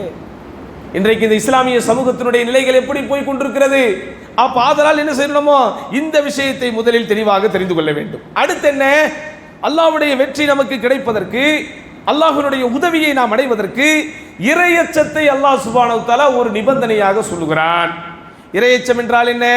அல்லாஹ்வுடைய கட்டளைகளை நிறைவேற்றுவது, அல்லாஹ் தடை செய்திருப்பவர்களில், தடை செய்யக்கூடிய விஷயங்களில் இருந்து தவிர்த்திருப்பது, அல்லாஹ் சுப்ஹானஹு வ தஆலா ஆகுமாக்கி வைத்திருக்கிற அல்லது நாம் செய்தால் அதற்கு நன்மை என்று சொல்லி இருக்கிற அந்த விஷயங்களை ஆர்வத்தோடு செய்வது, அல்லாஹ்வும் அல்லாஹ்வுடைய தூதரும் வெறுக்கிற, அல்லாஹ்வும் அல்லாஹ்வுடைய தூதரும் தடை செய்திருக்கிற அந்த காரியங்களில் இருந்து முற்றிலுமாக விலகி நிற்பது. அதைத்தான் அல்லாஹ் குர்ஆனில் சொல்கிறான், இன்னல் அர்த லில்லாஹ், இந்த பூமி அனைத்தும் அல்லாஹ்வுக்குத்தான், இந்த பூமி அனைத்தும் அல்லாஹ்வுக்குத்தான். இந்த உலகத்தில் வேண்டுமானால் அவர்களுடைய பார்வைக்கு இந்த உலகத்தின் எல்லைகளை அவர்கள் பிரித்து கொண்டு இது எனக்கானது, இது உனக்கானது, இது அவனுக்கானது என்று பங்கு போட்டுக் கொள்ளலாம். ஆனா உண்மையில் அடிப்படையில் இந்த பூமி என்பது அல்லாஹுக்கு. ஏன்? இந்த பூமியில் அவ்வளவு பெரிய படையோடு, அவ்வளவு பெரிய அதிகாரத்தோடு ஆட்சி செய்கிற எல்லோருமே இந்த பூமிக்குள் ஒரு நாள் அடக்கம் செய்யப்படுகிறார்கள். எடுத்துட்டு போயிட முடியுமா அவனுடைய நிலத்தை? இது என் நிலம், என் நிலம் என்று பெருமை பேசுபவர்களாகட்டும், இது என் மண், என் மண் என்று பெருமிதம் பேசுபவர்களாகட்டும், இது எனது நாடு, நான் ஆட்சி செய்கிறேன், எனது ஆட்சி என்று ஆணவத்திலே அலைபவர்களாகட்டும், அரைப்பிடி மண்ணை அவர்கள் சாகும்போது எடுத்துக்கொண்டு செல்ல முடியுமா? யாராக இருந்தாலும் இந்த பூமியில் தான் அவர்கள் என்ன செய்யணும்? புதைக்கப்படணும். அப்ப அல்லாஹ் நமக்கு தெளிவாக சொல்கிறான், இன்னல் அர்த லில்லாஹ், நிச்சயமாக இந்த பூமி என்பது அல்லாஹ்வுக்குரியது. அந்த பூமியை அல்லாஹ் யூரிசுஹா மை யஷாஉ மின் இபாதிஹி, அவனுடைய அடியார்களில் தான் நாடியவர்களுக்கு அதை அவன் அனந்தரமாக்கி கொடுக்கிறான், சொந்தமாக்கி கொடுக்கிறான். வல் ஆகிபத்து லில் முத்தகீன், இறுதி வெற்றி என்பது முத்தகீன்களுக்கு தான், இறையச்சம் கொண்டவர்களுக்கு தான். அதனால தான் ரசூலுல்லாஹி ஸல்லல்லாஹு அலைஹி வஸல்லம் அல்லாஹ்விடத்திலே ஒரு பிரார்த்தனை செய்யும் போது இப்படி செய்வார்கள். இப்படி வமா கதைத்தலி மின் கதாஇன் ஃபஜ்அல் ஆகிபத்தஹு ருஷ்தா, வமா கதைத்தலி மின் கதாஇன் ஃபஜ்அல் ஆகிபத்தஹு ருஷ்தா. இறைவா, நீ விதித்த விதி எதுவாகினும், நீ விதித்த விதி எதுவாக இருந்தாலும் அதனுடைய கடைசியை எங்களுக்கு நலவாக ஆக்கிவிடு யா அல்லாஹ், அதனுடைய கடைசியை எங்களுக்கு நலவாக ஆக்கிவிடு யா அல்லாஹ். அப்போ சகோதரர்களே, இந்த பூமியினுடைய போக்கு, இந்த உலகத்தினுடைய போக்கு நமக்கு ஆரம்பத்தில் இப்படியெல்லாம் செல்வதை போல் தெரியும். ஆனா உண்மையாலுமே நாம் இறையச்சம் கொண்டவர்களாக வாழும்போது அந்த இறுதி வெற்றி என்பது முஸ்லிம்களுக்கு தான் அப்படிங்கிறது என்ன செய்யணும்? நம்ம புரிந்து கொள்ள வேண்டும்.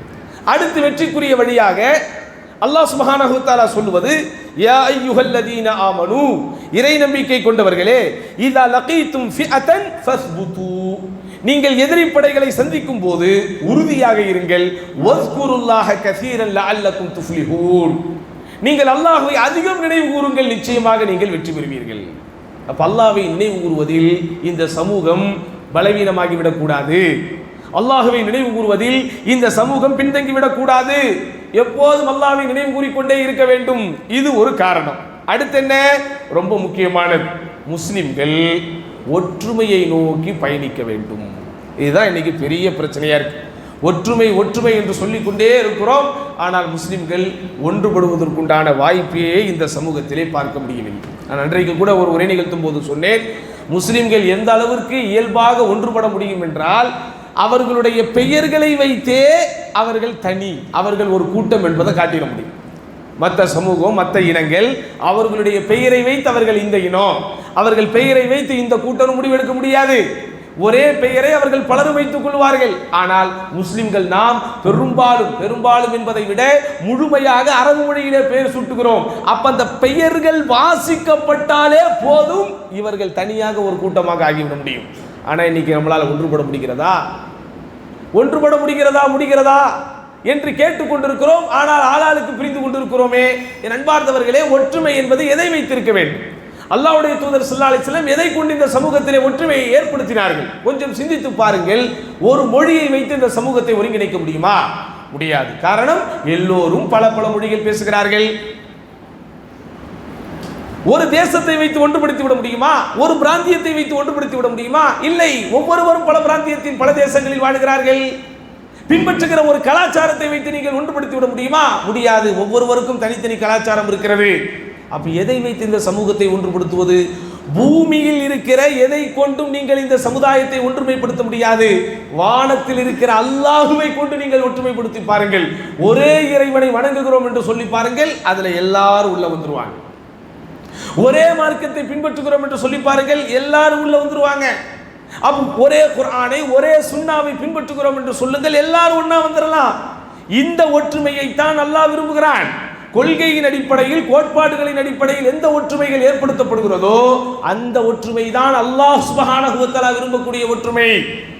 வெறுமனே நாவளவில் நாங்கள் அல்லாஹ்வை ஏற்றுக்கொண்டிருக்கிறோம் என்று சொல்லிவிட்டு அல்லாஹ்வுக்கு இணை வைக்கக்கூடிய காரியங்களை செய்து கொண்டிருக்கிறார்கள் என்றால் அல்லாஹ்வுடைய பார்வையில் அவர்கள் எப்படி முஸ்லிம்களாக ஆக முடியும்? உங்களுக்கு தெரியும் தானே, நபிகள் நாயகம் ஸல்லல்லாஹு அலைஹி வஸல்லம் ஒரு கூட்டத்தோடு போய் கொண்டிருக்கிறார்கள். அங்கே ஒரு மரத்தை பார்க்கிறார்கள். அந்த மரத்தில் சில பேர் தங்களுடைய ஆயுதங்களை எல்லாம் தொங்கவிட்டு அந்த மரத்திற்கு பூஜை செய்வதை போல், அந்த மரத்திற்கு புனிதம் கற்பிப்பதை போல் அந்த மரத்தை சுற்றி சுற்றி வலம் வருகிறார்கள். அந்த மரத்திற்கு வரலாற்றிலே இருந்த பேர் தாத்து அன்வாத். இந்த மரத்தோட பேர் என்னது? தாத்து அன்வாத். அப்போது நபி ஸல்லல்லாஹு அலைஹி வஸல்லம் அவர்களோடு இருந்த அந்த மக்கள் புதிதாக இஸ்லாத்தை ஏற்றவர்கள். மார்க்கத்தினுடைய சட்டதிட்டங்கள், கொள்கை கோட்பாடுகள் அதை முழுமையாக உணராதவர்கள், அறியாதவர்கள். அவர்கள் அல்லாஹ்வுடைய தூதர் ஸல்லல்லாஹு அலைஹி வஸல்லம் கேட்கிறாங்க, அல்லாஹ்வின் தூதரே, இஜ்அல் லனா ذات அன்வாத் கமா லஹும் ذات அன்வாத். அல்லாஹ்வுடைய தூதரே, அவர்களுக்கு ஒரு தாத்து அன்வாத் இருப்பதை போலவே எங்களுக்கும் ஒரு தாத்து அன்வாத்தை ஏற்படுத்துங்கள். அல்லாஹ்வுடைய தூதர் ஸல்லல்லாஹு அலைஹி வஸல்லம் அதை ஆமோதித்தார்களா? சரி, இப்பதான் நம்ம கூட இஸ்லாத்துக்கு வந்திருக்கிறாங்க, இப்பதான் புதிதாக இஸ்லாத்தை ஏற்றிருக்கிறார்கள். சரி, அந்த மக்கள் மரத்தை பூஜிப்பதை போல, அந்த மக்கள் மரத்திற்கு புனிதம் கற்பிப்பதை போல, அந்த மக்கள் தங்களுடைய ஆயுதங்களை எல்லாம் அந்த மரத்திலே தொங்க விட்டு அதில் ஒரு அருள் வாக்கு தேடுவதை போல நம்ம மக்களும் தேடிட்டு போட்டோம், அதெல்லாம் ஒன்றும் பிரச்சனை இல்லை, நம்ம அல்லாஹ்வை தான வணங்குறோம்னு சொன்னாங்களா? அல்லாஹ்வுடைய தூதர் ஸல்லல்லாஹு அலைஹி வஸல்லம் கோபப்பட்டார்கள். அல்லாஹ்வுடைய தூதர் ஸல்லல்லாஹு அலைஹி வஸல்லம் அவர்களை கண்டித்தார்கள்.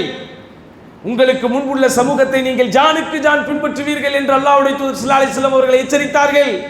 உங்களுக்கு முன்பு வாழ்ந்த சமூகம் நீங்கள் கேட்டதை விட கொடூரமான கேள்வியை கேட்டார்கள் என்று எச்சரிக்கை செய்தார்கள். மூசா நபியுடைய உம்மத் என்ன கேட்டுச்சு? அரினல்லாஹ ஜஹரா, அல்லாஹ்வை நீங்கள் எங்களுக்கு கண்ணுக்கு முன்னால் கொண்டு வாருங்கள், அப்போதுதான் நாங்கள் அல்லாஹ்வை நம்புவோம். அவன் கேட்ட கேள்வி என்னது? அரினல்லாஹ ஜஹரா, அல்லாஹ்வை எங்களுக்கு நீங்க திரை இல்லாமல், ஒளிவு மறைவில்லாமல் நேரடியாக நீங்கள் எங்களுக்கு அல்லாஹ்வை காட்டுங்க, அப்பதான் நாங்கள் அல்லாஹ்வை நம்புவோம் என்று அந்த மக்கள் சொன்னார்களே, அது போலத்தான் நீங்களும் சொல்றீங்க. அப்போ இந்த சமூகத்தில் அல்லாஹுக்கு கொடுக்க வேண்டிய கண்ணியத்தை அல்லாஹ் அல்லாதவர்களுக்கு எந்த விதத்திலும் கொடுக்க கூடாது என்கிற கொள்கையை மையப்படுத்தி ஏற்படுத்தப்படுகின்ற ஒற்றுமை மட்டும்தான் நிற்கும், அந்த ஒற்றுமை மட்டும்தான் நிலைக்கும். அந்த ஒற்றுமையைத்தான் அல்லாஹ்வுடைய தூதர் ஸல்லல்லாஹு அலைஹி வஸல்லம் நமக்கு சொல்லித் தருகிறார்கள். அல்லாஹ் குர்ஆனில் எப்படி சொல்கிறான்? வஅதஸிமு பிஹப்லில்லாஹி ஜமீஆ, அல்லாஹ்வுடைய அந்த கயிறை நீங்கள் ஒட்டுமொத்தமாக பற்றி பிடித்துக் கொள்ளுங்கள். வலா தஃபர்ரகு, நீங்கள் பிரிந்து விடாதீர்கள். ஆனா இந்த சமூகம் இந்த வசனத்தை எப்படி மொழிபெயர்க்கிறது? ஒற்றுமை எனும் கயிற்றை பற்றி பிடியுங்கள். அப்படி வரலங்க குர்ஆன்ல. ஒற்றுமை எனும் கயிற்றை பற்றி பிடிங்கள் என்று வரல. அல்லாஹ்வுடைய வேதத்தையே அல்லாஹ் தன்னுடைய கயிறு என்று சொல்கிறான். அந்த கயிறை இறுக எல்லோரும் பற்றி பிடியுங்கள். ஒற்றுமையான பாதைக்கு வருமா?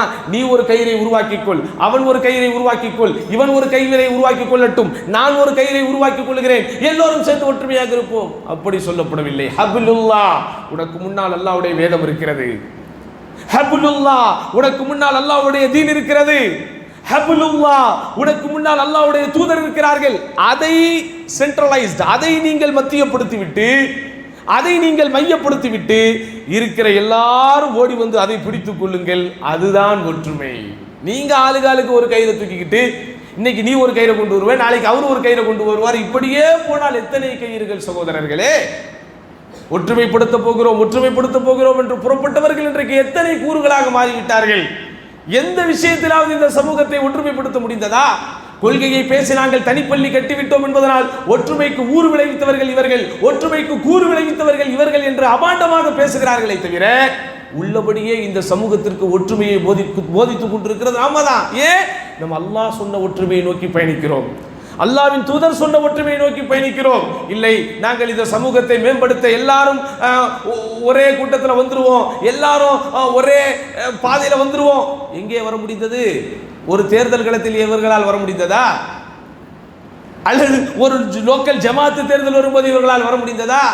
அல்லாஹுவை முன்னிலைப்படுத்தாமல், அல்லாஹுவின் தூதரை முன்னிலைப்படுத்தாமல், அல்லாஹுவின் வேதத்தை முன்னிலைப்படுத்தாமல் இந்த சமூகம் ஒரு காலம் ஒன்றுபட முடியாத சகோதரர்களே. ஏன்னா ஒன்றுபடுவதற்குண்டான மைய புள்ளி, சாத்தியப்படுகின்ற புள்ளி இது மட்டும்தான்.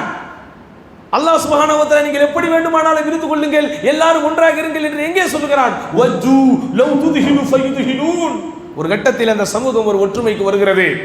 எந்த சமூகம்? எந்த சமூகத்திடத்திலே அல்லாஹ்வின் தூதர் வீரியமாக பிரச்சாரம் செய்தார்களோ, அல்லாஹ் மட்டும் தான் வணங்கப்பட வேண்டும் என்று ஆணித்தரமாக அடித்து பேசினார்களோ, அந்த சமூகம் ஒரு கட்டத்தில் இவர்களை எதிர்க்க முடியாமல், எதிர்ப்பதற்காக இவர்கள் எடுத்த ஆயுதங்கள் அனைத்தும் முனை மழுங்கி போவதை கண்டவுடன் அல்லாஹ்வின் தூதரிடத்திலே சமரச பேச்சுவார்த்தைக்கு வருகிறார்கள். என்ன பேச்சுவார்த்தை தெரியுமா? முகமதே, ஏன் நமக்குள்ள சண்டை? ஏன் நமக்கு இடையில நம்ம பிரிஞ்சு போறோம்? இதே காபத்துல்லாஹ்ல நீங்க உங்க அல்லாஹ்வையும் வணங்குங்க, நாங்க எங்க லாத்து உஸாவையும் வணங்குறோம். இப்படி நீங்கள் அல்லாஹ்வையும் வணங்குங்கள், நாங்கள் லாத்து உஸ்ஸா யஊஸ் யஊக் நஸர் ஹுபல் என்கிற பேரில் என்னென்ன சிலைகளை எல்லாம் வைத்திருந்தோமோ, என்னென்ன சிற்பங்களை எல்லாம் வைத்திருந்தோமோ அவைகளை வணங்கிக் கொள்கிறோம்.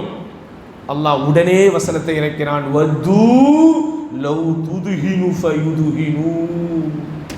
நபியே, நீங்கள் விட்டு கொடுத்தால், நீங்கள் சமரசம் செய்து கொண்டால் தாங்களும் சமரம் செய்து கொள்வதாக அவர்கள் சொல்கிறார்கள். அது கூடாது என்று அல்லாஹ் சுப்ஹானஹு வ தஆலா அச்சமூட்டி எச்சரிக்கை செய்கிறார். அப்போ கொள்கைக்காக, குர்ஆன் சுன்னாவுடைய பிரச்சாரத்திற்காக, இந்த மக்களை மார்க்க ரீதியாக மார்க்கமயப்படுத்துவதற்காக, இந்த மக்களை அந்த மார்க்க வழி அல்லது மரபு வழி மார்க்க கல்வியில் ஒருங்கிணைப்பதற்காக நாம் ஒரு கூட்டமாக இருக்கிறோம் என்றால் நிச்சயம் நாம் ஒற்றுமைக்கு கூறு விளைவிப்பவர்கள் அல்ல. யார் வேண்டுமானாலும் வாருங்கள், எல்லோருக்கும் இந்த பள்ளி என்று சொல்லுகிற நாங்கள் ஒற்றுமைக்கு எதிரானவர்களா? இல்லை, இது அஹ்லு சுன்னத் வல் ஜமாஅத் பள்ளி, 4 மதுஹபுகளில் ஒரு மதுஹபை பின்பற்றுவோர் மட்டும்தான் இங்கே தொழ வேண்டும் என்று சொல்பவர்கள், அவர்கள் ஒற்றுமைக்குரியவர்களா? சிந்திக்க சகோதரர்களே. யாராக இருந்தாலும் குர்ஆனின் படி வாழ்வோம், யாராக இருந்தாலும் நபியின் படி வாழ்வோம் என்று சொல்பவர்கள் ஒற்றுமைக்குரியவர்களா?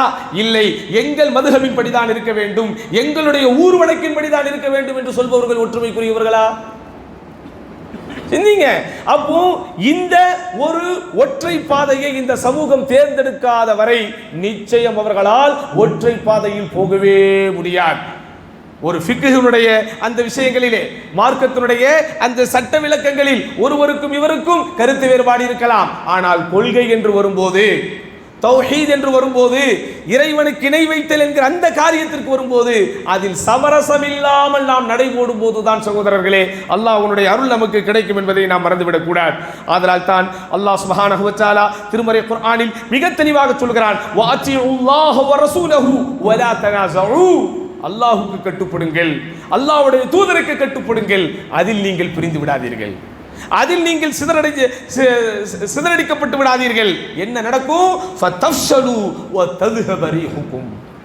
நீங்கள் அதிலே அல்லாஹ்வுக்கும் அல்லாஹ்வுடைய தூதருக்கும் கட்டுப்படுகின்ற விஷயத்தில் ஒரே நேர்கோட்டிற்கு வராமல் இருந்தால் அதில் நீங்கள் பிரிந்து விடுவீர்கள், மேலும் உங்களுடைய பலம் குன்றி போய்விடும். வல்லதீன ஆமனு ஃபஇன்ன ஹிஸ்பல்லாஹ் ஹுமுல் காலிபூன். எவர்கள் ஈமான் கொண்டு இந்த ஒற்றை பாதையில் ஒன்றாக பயணிக்கிறார்களோ அவர்கள்தான் வெற்றி பெறக்கூடியவர்கள், மிகைக்கக்கூடியவர்கள் என்று அல்லாஹ் சொல்லுகிறான். இப்படி குர்ஆன் முழுக்க அல்லாஹ் நமக்கு போதிப்பது கொள்கை சார்ந்த ஒற்றுமையை நீங்கள் இருங்கள், அப்போதுதான் அல்லாஹ்வுடைய உதவி உங்களுக்கு கிடைக்கும். இல்லை, நம்ம எல்லாத்தையும் அட்ஜஸ்ட் பண்ணிக்கணும், எல்லாத்தையும் ஏற்றுக்கணும், எல்லாவரையும் ஏற்றுக்கொள்வதற்கு தயாராக இருக்கிறோம், அவர்கள் இந்த கொள்கையை ஏற்றுக்கொள்வதற்கு தயாராக இருக்கிறோம்.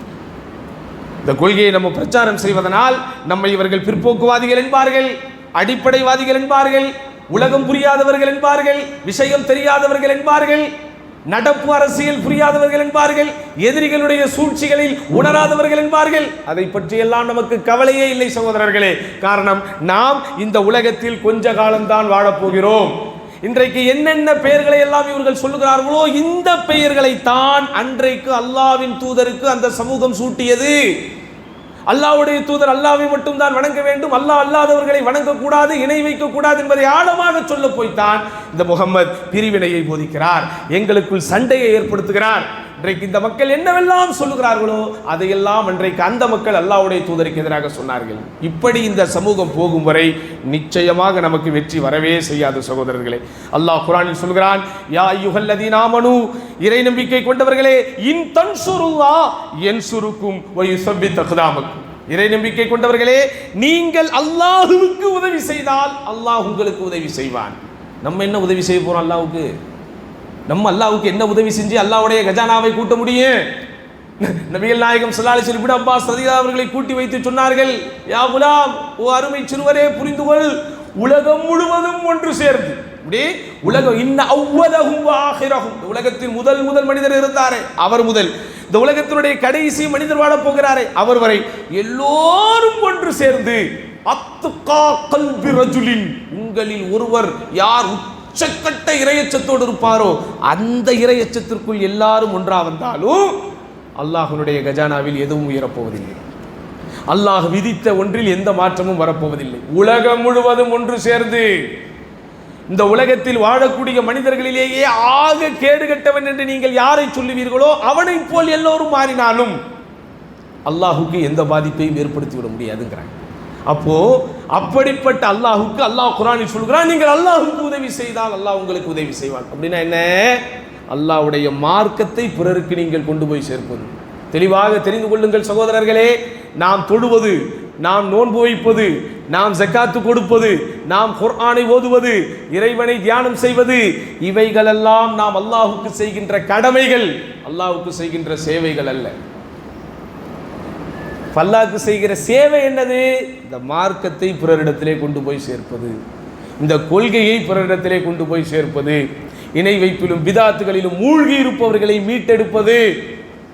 அன்பார்ந்த சகோதரர்களே, ஒவ்வொரு உரையிலும் நபி ஸல்லல்லாஹு அலைஹி வஸல்லம் அவர்கள் குல்ல பிதாத்தின் வலாலா, எல்லா பிதாத்துகளும் வழிகேடு, எல்லா பிதாத்துகளும் வழிகேடு, எல்லா வழிகேடுகளும் நரகத்தில் கொண்டு போய் சேர்க்கும் என்று திரும்ப திரும்ப சொன்னார்களே. யாரை வைத்துக் கொண்டு பேசினார்கள்? அந்த மக்கத்து குஃபார்களை வைத்துக் கொண்டு பேசினார்களா? குறைஷி மறுப்பாளர்களை வைத்துக் கொண்டு பேசினார்களா? இல்லை.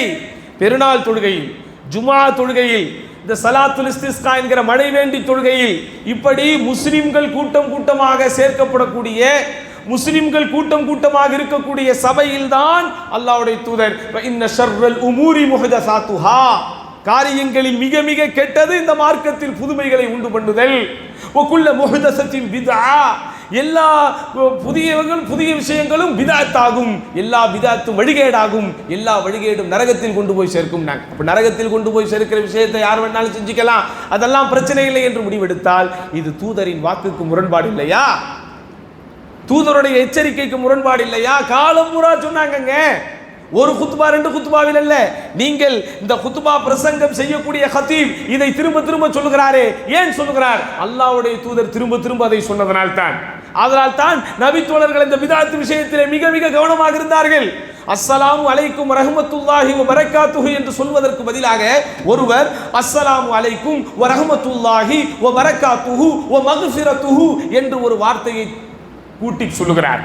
அதானே அல்லாஹ், அதாவது அல்லாஹ்வுடைய சாந்தியும் சமாதானமும் அமைதியும் அபிவிருத்தியும் உங்கள் மீது உண்டாகட்டும். அல்லாஹ்வின் புறத்தில் இருந்து அமைதியும் அபிவிருத்தியும் அருளும் உங்கள் மீது உண்டாகட்டும் என்பது அல்லாஹ்வுடைய தூதர் நமக்கு சொல்லிக் கொடுத்திருக்கிற உச்சகட்ட அதிகபட்சமான வார்த்தை. ஒருவர் அதில் அல்லாஹ்வின் புறத்தில் இருந்து அமைதியும் அவனுடைய அருளும் அபிவிருத்தியும் மன்னிப்பும் உங்கள் மீது உண்டாகட்டுங்கிறார். உடனே இப்னு அப்பாஸ் ரலியல்லாஹு அன்ஹு அவரை தடுக்கிறார். மன்னிப்பு சொல்லி கேட்கறதுல என்ன தப்பு? அல்லாஹ்வுடைய அருள் அல்லாஹ்வுடைய மன்னிப்பு எல்லாம் ஒன்று தானே. ஆனால் அல்லாஹ்வுடைய தூதர் இதை தான் எங்களுக்கு சொல்லி கொடுத்தாங்க, எக்ஸ்ட்ரா நீங்கள் சொல்லக்கூடாது என்று உடனே தடுக்கிறார்கள். ஏங்க, நம்ம உம்ரா செய்யும் போது ஹஜ்ருல் அஸ்வத் கல்லை முத்தமிடும்படி அல்லாஹ்வுடைய தூதர் நமக்கு சொல்லியிருக்கிறாங்க. வாய்ப்பு இருந்தா அந்த ருக்குனுல் யமானி என்பதை நம்ம என்ன செய்யலாம்? வாய்ப்பு இருந்தால் தொடலாம், இல்லாட்டா கையை காட்டலாம், அவ்வளோதான். முத்தமிடக்கூடாது. வாய்ப்பு இருந்தால் தொடலாம், அவ்வளோதான். க்ரௌட் இருந்தால் நம்ம எதுவுமே பண்ண வேண்டாம், சும்மா அப்படி போயிட்டே இருக்கலாம். ஆனால் என்ன செய்யறாங்க? ஒரு கட்டத்திலே முஆவியா ரலியல்லாஹு அன்ஹு ஆட்சியாளராக இருக்கிறார், ஆளுநராக இருக்கிறார். அவர் வந்து இந்த 4 தூண்களையும் முத்தமிடுவதை அப்துல்லா பின் அப்பாஸ் ரலியல்லாஹு அன்ஹு பார்க்கும்போது ஆட்சியாளர் என்று கூட பார்க்காமல் நீங்கள் செய்வது தவறு, இந்த 2 முனைகளை முத்தமிட வேண்டும் என்றோ தொட வேண்டும் என்றோ அல்லாஹ்வின் தூதர் எங்களுக்கு சொல்லித் தரவில்லை என்று ஆணித்தரமாக தடுத்தாரே. இதுல இருந்து இந்த சமூகத்துக்கு என்ன பாடம் இருக்கு? இமாம் மாலிக் ரஹ்மத்துல்லாஹி அலைஹி அவங்க கிட்ட ஒருத்தர் வந்து, நான் உம்ராவிற்காக இஹ்ராமிற்குள் போக போகிறேன், ஆனா அல்லாஹ்வுடைய தூதர் சொல்லி கொடுத்த மீகாத் என்கிற எல்லைக்குள் போகாமல் மஸ்ஜிது நபவி, மதீனா நகரின் மஸ்ஜிது நபவியில் அல்லாஹ்வின் தூதருடைய கபருக்கு பக்கத்தில் இருந்து நான் இஹ்ராமுக்கு போக போகிறேன், அதை குறித்து நீங்கள் என்ன நினைக்கிறீர்கள்? மீகாத்து புனித இடமா, மதீனா நகரம் புனித இடமா? எதுங்க ரொம்ப புனித இடம்? மதீனா. மீகாத்து புனித இடமா, மஸ்ஜிது நபவி புனித இடமா? எதுங்க புனித இடம்? மஸ்ஜிது நபவி. ஆனா இமாம் மாலிக் என்ன சொன்னாங்க தெரியுமா? இல்ல, அது ஃபித்னா அப்படிங்கிறாங்க. பெரிய வார்த்தை, ஃபித்னாங்கிற வார்த்தையை நீங்க சொல்றீங்க, இதுல என்ன தப்பு இருக்கு? மஸ்ஜிது நபவி ரசூலுல்லாஹ் வாழ்ந்த இடம். அல்லாஹ்வுடைய தூதர் உனக்காக ஒரு இடத்தை நிர்ணயித்திருக்க, அதற்கு மாற்றாக நீ உன் மன இச்சைப்படி ஒரு இடத்தை நிர்ணயிக்கிறாய் என்றால் அதை விட பெரிய ஃபித்னா எதுவும் இல்லை என்று சொல்லியவரை இமாம் மாலிக் ரஹிமஹுல்லாஹ் கண்டித்து அனுப்பினார் என்பது வரலாறு. இப்படி சொல்லிக்கிட்டே போகலாம். இன்றைக்கு எந்த இமாம்களுடைய பெயர்களை இவர்கள் முற்படுத்துகிறார்களோ, நாங்கள் இமாம் அபு ஹனீஃபாவை பின்பற்றுகிறோம், இமாம் ஷாஃபியை பின்பற்றுகிறோம், பொய் உரைக்கிறார்கள். இமாம் அபு ஹனீஃபா, இமாம் மாலிக், இமாம் ஷாஃபிஈ, இமாம் அஹ்மத் இப்னு ஹம்பல், இமாம் சுஃபியான் ஸௌரி, இமாம் அல் ஹஸன் அல் பஸரி, இப்படி எல்லா இமாம்களுமே யாரை பின்பற்றினார்கள்? அல்லாஹ்வுடைய தூதரை பின்பற்றினார்கள், சஹாபாக்களை பின்பற்றினார்கள். நான் சொல்லுகிற கூற்றுக்கு அல்லாஹ்வுடைய தூதரின் கூற்று முரணாக இருந்தால் என்னுடைய கூற்றை விட்டு விடுங்கள் அப்படின்னு சொன்னதனால தான் நம்ம என்ன செய்கிறோம்? அந்த இமாம்களின் கருத்து மார்க்கத்திற்கு உடன்பட்டு வரும்போது, சுன்னாவுக்கு உட்பட்டு வரும்போது அந்த இமாம்களை ஏற்றுக்கொள்கிறோம். அவர்கள் சொன்ன ஏதேனும் கருத்து மார்க்கத்திற்கு முரண்பட்டு வரும்போது அந்த இமாமே சொல்லி இருக்கிறார் விட்டு விடுங்கள் என்று அதை விட்டு விடுகிறோம். யார் ஒற்றுமைக்கு எதிரானவர்கள்? நீங்க ஒரு இமாமை ஏத்துக்கிறீங்க, அவரு இன்னொரு இமாமை. எல்லா இமாம்களையும் ஏற்றுக்கொள்கிறோம் என்று சொல்லுகிற நாங்கள் பிரிவினைவாதிகளா? இல்லை, இந்த இமாமை மட்டும் தான் நாங்கள் ஏற்றுக்கொள்வோம், இந்த இமாமுடைய ஃபிக்ஹை மட்டும் தான் ஏற்றுக்கொள்வோம் என்று சொல்லுகிற நீங்கள் பிரிவினைவாதிகளா? பாதலால் தெளிவாக புரிந்து கொள்ளுங்கள் சகோதரர்களே. இந்த இந்தியாவில், குறிப்பாக இந்த தமிழ் மண்ணில் குர்ஆன் சுன்னாவை பிரச்சாரம் செய்கிற நம்முடைய ஜம்மியத் அஹ்லுல் குர்ஆன் வல் ஹதீஸ் ஆகட்டும், அல்லது ஜம்மியத் அஹ்லே ஹதீஸ் ஆகட்டும், இவர்கள் மேலும் இவர்களுடைய மன்ஹஜை, இவர்களுடைய அடிப்படையை யாரெல்லாம் பின்பற்றுகிறார்களோ இவர்கள்தான் உண்மையிலேயே ஒற்றுமை இந்த சமூகத்திற்கு சொல்பவர்கள். காரணம், இந்த ஒற்றுமையை தான் அல்லாஹ்வுடைய தூதர் ஸல்லல்லாஹு அலைஹி வஸல்லம் போதித்தார்கள். அந்த ஒற்றுமையை யார் பின்பற்றுகிறார்களோ அவர்களுக்கு தான் அல்லாஹ்வுடைய உதவி. இறுதியாக இந்த இமாம் மாலிக் ரஹிமஹுல்லாஹ் அவர்கள் சொன்ன அந்த ஒரு கூற்றை சொல்லி என்னுடைய உரைக்கு நான் திரையிடுகிறேன். இமாம் மாலிக் சொன்னார்கள், லா யஸ்லுஹு ஆஹிரு ஹாதிஹில் உம்ம இல்லா பிமா ஸலஹ பிஹி அவ்வலுஹா. இந்த உம்மத்தினுடைய ஆரம்பத்தில் உள்ளவர்கள் எதை கொண்டு சீர் பெற்றார்களோ அதை கொண்டுதான் இந்த உம்மத்தில் அடுத்து வருபவர்களும் சீர் பெறுவார்கள். திரும்ப சொல்றேன், இந்த உம்மத்தின் ஆரம்பத்தில் உள்ளவர்கள் எதை கொண்டு சீர் பெற்றார்களோ அதை கொண்டுதான் இந்த உம்மத்தின் கடைசி வருபவர்களும் அடுத்து வருபவர்களும் சீர் பெறுவார்கள். அல்லாஹ்வுடைய தூதர் ஸல்லல்லாஹு அலைஹி வஸல்லம் உம்மத் எதை கொண்டு சீர் பெற்றது, எதை கொண்டு கண்ணியத்தை பெற்றது? உமர் இப்னு கத்தாப் ரலியல்லாஹு அன்ஹு மிக தெளிவாக சொன்னார்கள், அஅஸ்ஸனல்லாஹு பில் இஸ்லாம். அல்லாஹ் இஸ்லாத்தை கொண்டு எங்களை கண்ணியப்படுத்தினான். அப்போ இஸ்லாம் தான் எங்களை கண்ணியப்படுத்தக்கூடியது என்கிற நம்பிக்கைக்கு இந்த சமூகம் என்றைக்கு வருகிறதோ அன்றைக்குத்தான் இந்த சமூகம் வெற்றி, அன்றைக்குத்தான் இந்த சமூகம் ஈடேற்றம் பெறப்போகிறது. இல்லை, இந்த குறிப்பிட்ட அரசியல் கட்சி எங்களை காப்பாற்றும், இந்த குறிப்பிட்ட அரசியல் கட்சி எங்களுக்கு ஈடேற்றத்தை தரும், அல்லது இந்த குறிப்பிட்ட இந்த திட்டம் எங்களை காப்பாற்றும், இந்த குறிப்பிட்ட சட்டம் எங்களை காப்பாற்றும் என்று நாம் அதற்கு பின்னால் போகிற வரை நிச்சயம் இந்த சமூக வெற்றிக்கு வராது. பயனுள்ள விஷயங்களுக்காக எல்லோரும் உழைக்க வேண்டும், அதில் மாற்று கருத்தில்லை. ஆனால் அல்லாஹுவின் உதவி நமக்கு வேண்டும் என்றால், அல்லாஹ்வுடைய உதவி நமக்கு வேண்டும் என்றால், அல்லாஹ் எதை செய்தால் நமக்கு உதவி கிட்டும் என்று சொல்லுகிறானோ, எதை செய்தால் உதவி கிடைக்கும் என்று சொல்லுகிறானோ அதை நாம் செய்யும் போதுதான் நமக்கு அல்லாஹ்வுடைய உதவி வரும். அதை அல்லாஹ்வுடைய தூதர் ஸல்லல்லாஹு அலைஹி வஸல்லம் அவர்கள் செய்ததனால் தான் அல்லாஹ்வுடைய உதவி அவர்களுக்கு கிடைத்தது என்பதை நாம் அனைவரும் உளப்பூர்வமாக உள்வாங்கி, இந்த பொதுமக்கள், இந்த புரியாதவர்கள், இந்த அறியாதவர்கள் சொல்லுகிற அவதூறு பேச்சுக்களை எல்லாம் என் சிந்தனைக்குள் ஏற்றுக்கொள்ளாமல், ஏது இருந்தாலும் மா கால் அல்லாஹ் அல்லாஹு வமா கால ரசூலுஹு, அல்லாஹ் என்ன சொன்னான், அல்லாஹ்வுடைய தூதர் என்ன சொன்னார்கள் என்று பயணிப்பது, என்று பாதையை வகுப்பதுதான் நமக்கு எப்போது வெற்றிக்குரிய வழியாக இருக்கும், அல்லாஹ்வுடைய உதவிக்குரிய வழியாக இருக்கும். அப்படிப்பட்ட வெற்றியையும் உதவியையும் வல்ல ரஹ்மான் நம் அனைவருக்கும் தந்தருள்வானாக என்று அல்லாஹ்விடத்திலே துஆ கேட்டு, யா அல்லாஹ் எதை நாங்கள் சொல்கிறோமோ, எதை நாங்கள் கேட்கிறோமோ அதன்படி வாழ்கிற பாக்கியத்தை எங்கள் அனைவருக்கும் தருவாயாக என்று வேண்டி இன்றைய உரைக்கு திரையிடுகிறேன். வாஹிர் தாவான் அல்ஹம்துலில்லாஹி ரப்பில் ஆலமீன். அஸ்ஸலாமு அலைக்கும் வரஹ்மத்துல்லாஹி வபரகாத்துஹு.